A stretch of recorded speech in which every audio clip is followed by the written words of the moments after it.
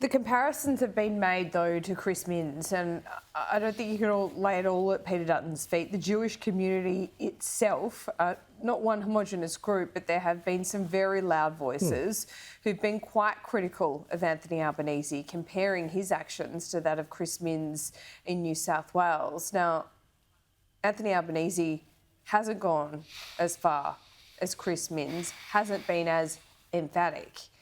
Is that a warranted comparison? Oh, no. Like, I can't imagine how more clear the Prime Minister, senior ministers, everybody in the government could be on the question of anti-Semitism. Well, Chris Minns is doing Chris Minns is doing the job here that you would expect to see the Premier of New South Wales do. If I could just say, this is not coming from me per se. This is not coming from Peter Dutton. This is coming from the Jewish community. And on the UN votes, for example, you've seen this draw the ire of Benjamin Netanyahu's office as well. I mean...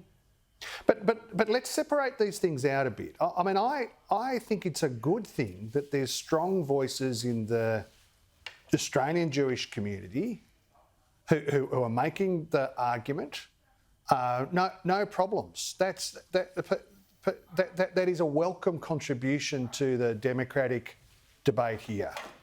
It's wrong, though, for political leaders to try and, wander around looking for an argument, desperately trying to point the finger of blame. There is no relationship between Australia at the United Nations exercising votes in the Australian national interest. I appreciate there's disagreement, and there should be. There should be disagreement across the community about all of these questions, but we are unequivocally for a two-state solution. Unequivocally for peace. Why should there be disagreement?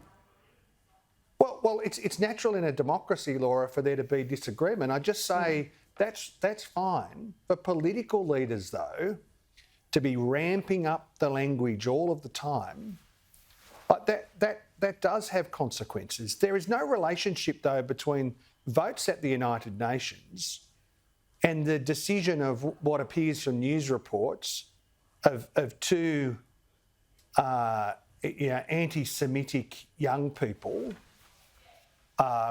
to drive a car into the eastern suburbs, set it on fire and spray paint. What would be terrifying for local community members, this event. And to draw that connection just smacks of desperate partisanship rather than... What is the job of us here in Canberra is to focus on the national interest. Right? And to say what is in Australia's interest here? What is in Australia's interest here is social cohesion. Can't we separate these things from the partisan conflict? Peter Dutton is unable to separate his interest and the partisan interest from the national interest. And he makes a lot of noise, Laura. He makes a lot of noise. It's convenient to lay it at the feet of just Peter Dutton because that is your political opponent. But it's not just him saying it. It is Jewish leaders saying it. But I welcome that contribution, and we listen really carefully to Jewish leaders who, as you say, have different views about all of these subjects. That's what we want to see in a democracy. I just say political leaders, the test is a bit different. And what Peter Dutton does is he makes a lot of noise. It's angry. He's reckless as to the impact on social cohesion and the national interest. He doesn't care. In fact, damaging social cohesion is in his political interest, so he gets about doing it. Why do you say that? What's the example of that, damaging social cohesion? Well, just trying to equate Australia's position as a responsible middle power in relation to a two-state solution, trying to equate that somehow with anti-Semitic violence that is reprehensible.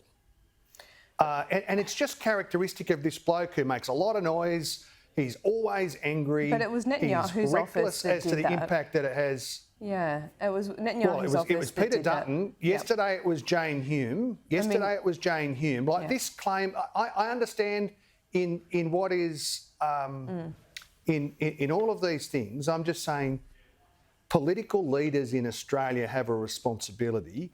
This bloke is incapable of discharging his responsibility. He's always angry, always reckless. As I was going to say, you know, my mother used to say, empty vessels make the most noise. And this bloke is an empty vessel. He is all about conflict, all about looking for an argument, all about making lots of noise, never about the hard work in the national interest. And that's why, you know, we're still waiting 6 months down the track. If I can just move to another question, if that's all right. You know, breathlessly, you know, waiting here in Canberra for this bloke 6 months after this sort of, you know, bloviating announcement about nuclear power that no serious independent expert reckons is the right solution for Australia. We know even the most conservative base case analysis, $600 billion taxpayer money, this bloke is still to produce costings. Yeah. Like he's just we don't his have noise. the detail. His noise on international right. relations. His noise on energy questions. His Sure. full tilt noise on whatever it comes. But he's got no solutions, no costed policies on any question.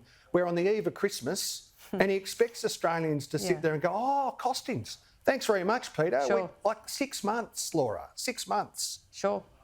We're going into an election year. And if that is the case, Tim, why are the polls so tight? Why is it looking like it will be a minority government? Well, polls in Australia are always tight, in my experience. Polls in Australia are always tight. But you've got to admit that Anthony Albanese has lost some skin. The Labor Party has lost some skin. So if, you know, Peter Dutton is so divisive, why are more Australians apparently, according to a few polls, looking more towards the Liberal Party?